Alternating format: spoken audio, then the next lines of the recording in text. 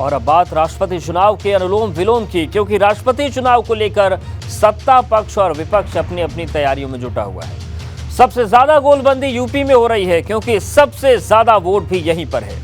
लेकिन जैसे तैसे चुनाव की तारीख नजदीक आ रही है, द्रौपदी मुर्मू का पलड़ा भारी होता जा रहा है, जिसकी एक तस्वीर शुक्रवार को सीएम योगी की दावत में नजर आई, जहां अखिलेश यादव के शिव और ओम भी नजर आए।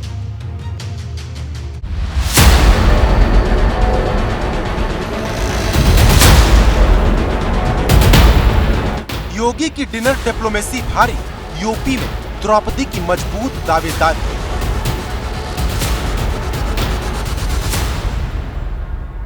अखिलेश के शिव और ओम ने बदला पाला, आदिवासी वोट का हवाला।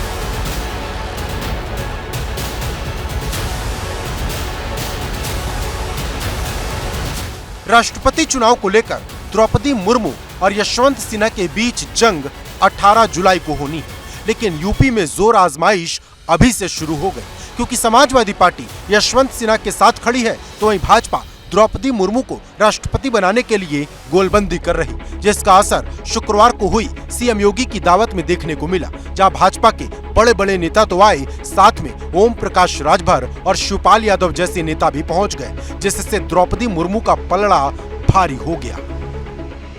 उम्मीदवार का सिलेक्शन किया है, पूरे देश में इसकी स्वागत हो रहा है, चर्चा हो रही है। उत्तर प्रदेश के सभी लोगों ने, सभी जनप्रतिनिधियों ने, सभी धर्मों ने, इवन देन दलीय सीमा को तोड़ करके उनको अपना आशीर्वाद और समर्थन दिया है। मुझे लगता है कि इससे बेहतर, इससे अच्छा कुछ नहीं हो सकता है। भारतीय जनता पार्टी गठबंधन की ओर से जब उन्हें प्रत्याशी घोषित किया गया, तो देश के अंदर जो भाजपा के विरोधी राजनीतिक दल हैं, उन लोगों ने भी आदरणीय द्रौपदी मुर्मू जी के समर्थन में आकर के खड़े होने का काम किया है। उनका सबका मैं स्वागत करता हूं। एनडीए की तरफ से राष्ट्रपति पद की उम्मीदवार द्रौपदी मुर्मू जब लखनऊ पहुंची, तो उनके सम्मान में मुख्यमंत्री आवास पर डिनर का आयोजन किया गया। इस डिनर में एनडीए के सहयोगी दलों के साथ ही कई अन्य दलों के नेता भी पहुंचे, यहां तक कि जो विपक्षी दलों से जुड़े लोग हैं वो भी वहां पर पहुंचे। और कहीं ना कहीं ये माना जा रहा है कि 2024 को लेकर इस डिनर में तमाम नए सियासी समीकरण बनने और बिगड़ने की एक तस्वीर भी नजर आई। अगर वोट वैल्यू की बात करें तो यूपी में करीब 1,61,524 वोट वैल्यू है, जिसमें से 1,31,664 वोट वैल्यू द्रौपदी मुर्मू के पक्ष में नजर आता है, क्योंकि उनके पक्ष में खड़े हुए राजनीतिक दलों की एक लंबी लिस्ट होती जा रही, जिसमें सबसे बड़ा नाम भाजपा का है, जिसके सबसे ज्यादा वोट है। वहीं भाजपा के सहयोगी दल अपना दल एस और निषाद पार्टी भी हैं, जो द्रौपदी मुर्मू का समर्थन करते हैं। इसके साथ ही राजा भैया की जनसत्ता दल, ओम प्रकाश राजभर की सुभाषपा और शिवपाल यादव खुलकर समर्थन में आ गए हैं, जबकि मायावती पहले ही द्रौपदी मुर्मू का समर्थन करने का ऐलान कर चुकी हैं। आज की भारतीय जो परिस्थितियां हैं, उसमें द्रौपदी मुर्मू जी का प्रत्याशी बनाया जाना ये बहुत महत्वपूर्ण बात है, और इसके लिए प्रधानमंत्री नरेंद्र मोदी जी को साधुवाद। और यही कारण है कि भारतीय जनता पार्टी या एनडीए के साथ जो दल नहीं हैं, वो भी समर्थन कर रहे हैं आदरणीय मुर्मू जी का। देखिए, मैंने बहुत पहले ही बोल दिया था, जहाँ हमें बुलाया जाएगा, जो हमसे वोट मांगेगा उसको हम वोट करेंगे।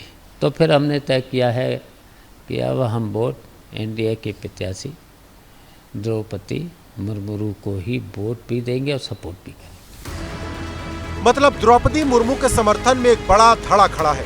वहीं यशवंत सिन्हा की बात करें तो उनके साथ यूपी में समाजवादी पार्टी, राष्ट्रीय लोकदल और कांग्रेस ही खड़े हैं, जिनके वोट को मिला दें तो 31,260 के करीब आते हैं। मतलब देश के सबसे बड़े सूबे में द्रौपदी मुर्मू को सबसे बड़ा एज मिलता नजर आ रहा है। तो क्या मान लिया जाए यूपी से बढ़त बनाकर द्रौपदी मुर्मू रायसीना की जंग पास कर लेंगी, क्योंकि जितने वोट यूपी में हैं, उतने किसी दूसरे राज्य में नहीं।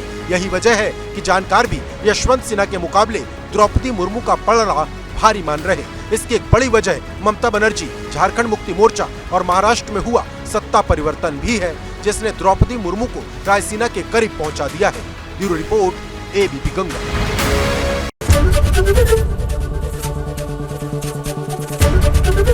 एबीपी न्यूज आपको रखे आगे।